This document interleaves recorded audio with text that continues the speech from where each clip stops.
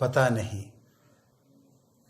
ऐसे में जो निजी स्कूल में पढ़ रहे हैं उनके अभिभावकों को फीस की चिंता सता रही है, वहीं स्कूल अपनी मजबूरी बता रहे हैं।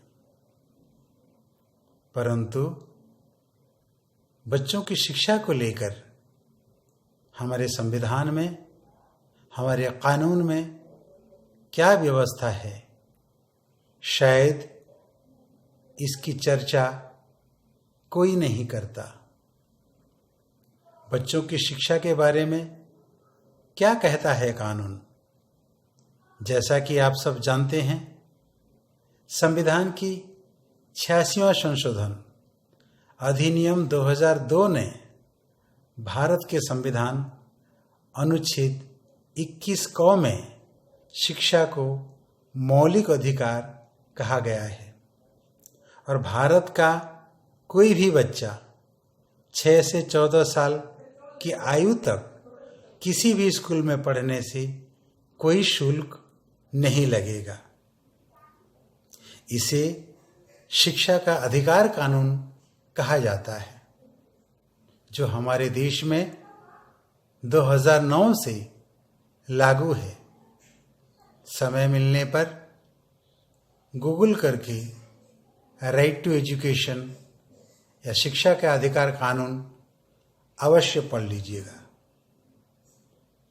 परंतु सरकार जो हर हाल में इसको लागू करना चाहिए, वो अपने दायित्व से मुकर रही है।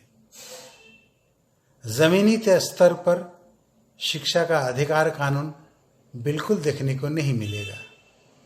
इसीलिए शिक्षा पाने वालों में 2 भागों में बंट चुके हैं।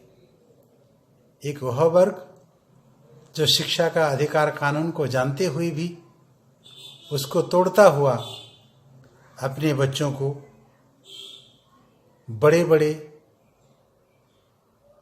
स्कूलों में मोटी रकम देकर के पढ़ा रहे हैं। उनकी देखा देखी जो मध्यम वर्ग हैं, जो रोज कमा के खाने वाले हैं, वे भी अपने बच्चों को निजी स्कूल में दाखिल करके अपना भविष्य देखना चाहते हैं। और एक वर्ग वह है जिसके पास कोई विकल्प नहीं, सरकारी स्कूल को छोड़ देने से कहीं जा नहीं सकता। सरकारी स्कूल की हालत आप जानते हैं। यदि सरकारी स्कूल की हालत अच्छी होती तो शायद जो मंत्री हैं, जो अधिकारी हैं या जो बड़े बड़े लोग हैं, वो ज़रूर पढ़ाते। उनको पता है सरकारी स्कूल केवल बच्चों को मानसिक विकलांग बनाने की एक फैक्ट्री है, इसीलिए शायद वो अपने बच्चों को नहीं पढ़ाते। इसके लिए आगे फिर से कभी चर्चा करूँगा, जो शायद आप सुन नहीं पाएंगे। फिलहाल जो निजी स्कूल में पढ़ रहे हैं, जो बच्चे पिछले 3 महीने से ज़्यादा समय हो गया स्कूल गए नहीं हैं, फिर भी उनके अभिभावकों को फीस के लिए तंग किया जा रहा है। कभी फ़ोन करके, कभी मैसेज भेज करके, कभी घर जा करके फीस के लिए बोलते हैं। अगर फीस नहीं मिलने से बच्चों की नाम कटा देने की भी बात करते हैं। ऐसे में अभिभावक चिंतित में होना स्वाभाविक है। दूसरी ओर मैनेजमेंट में कहते हैं कि फीस नहीं देंगे तो स्कूल कैसे चलेगा, हम शिक्षकों को कैसे तनख्वाह देंगे। उनका कहना भी बिल्कुल सही है, परंतु शायद वो भी भूल गए जब स्कूल खोलने की सरकार से अनुमति ली गई, तब कहीं भी यह लिखा नहीं होगा कि बच्चों की फीस से स्कूल चलेगा। माने जिनके पास पैसा हो जिनके पास दम है वही स्कूल खोल के लोगों की सेवा दे।